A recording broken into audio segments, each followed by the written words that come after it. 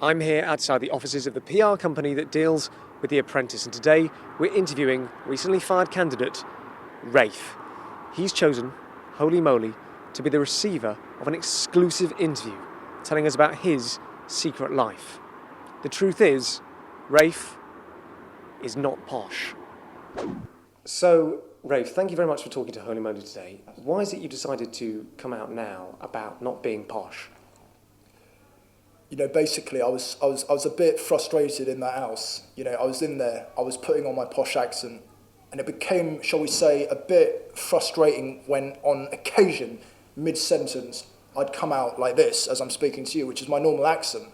But obviously, I wanted to impress Sir Alan, and I put on the toff accent, which, as those people who know me can tell you, I ain't like that. No, you're common as muck, it seems. I like to think so, yeah. Yeah. So, where did you get the suits and things? Did you have to steal those from a nearby shop? You know, the suits that you see, the suits that you saw, they were generally, in a kind of Del Boy fashion, picked up from the back of a lorry. I think it was down Ealing somewhere, not quite sure where, but yeah. And you claimed on your CV before you went into the show to be an investment banker, but it turns out you're actually an East End butcher. How did you manage to pass yourself off? You know, investment bankers tend to come across, as they say, as wankers. I went in, I basically gave them the stuff that they wanted to hear, which was basically about how much money I made and, you know, the kind of lifestyle I led. And I think they were, you know, generally quite impressed. I just talk shit, basically. So before you were in The Apprentice, you were a butcher. Now, do you think you'll be going back to that now you've got the fame? I faked it through, you know, The Apprentice. I did it quite well. Sir Alan saw me, you know, as you saw yesterday, he said, you're full of hot air. Maybe he was alluding to the fact, you know, that I faked it through. In answer to your question, am I going to go back into the butcher trade? Yeah, definitely. You know, meat is definitely where money is to be made, where I've always bloody enjoyed myself. So back to the meat. So where did you get your inspiration of how to act in a posh way? Did you watch old Queen speeches and things like that?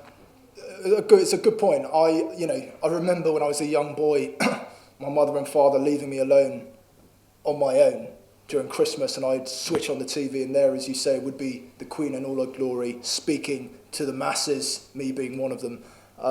Aside from that, I remember I sneaked into an Hamlet play when I was very young, and I saw, you know, how proper folk should speak, and yeah, I aspired to be like that one day, and I thought, you know, what the fuck, just go in and just do it, you know, as the very famous shoe manufacturers tell us on a frequent basis.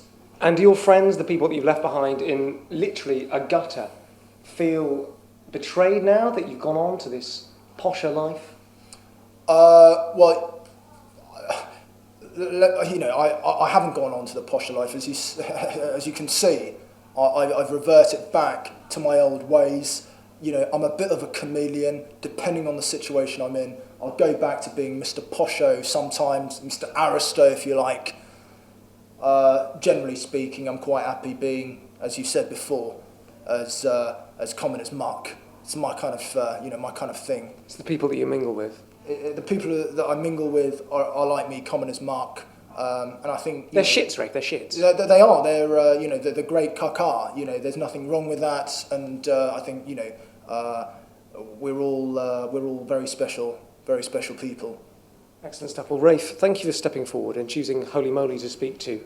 You know, we've got a long-standing reputation for truth-telling, yeah, and also for exquisite journalism. So I appreciate you coming to us. It's been an absolute pleasure. And if you need any legs of lamb, I'm the man. Thank you, Rafe. Thank you.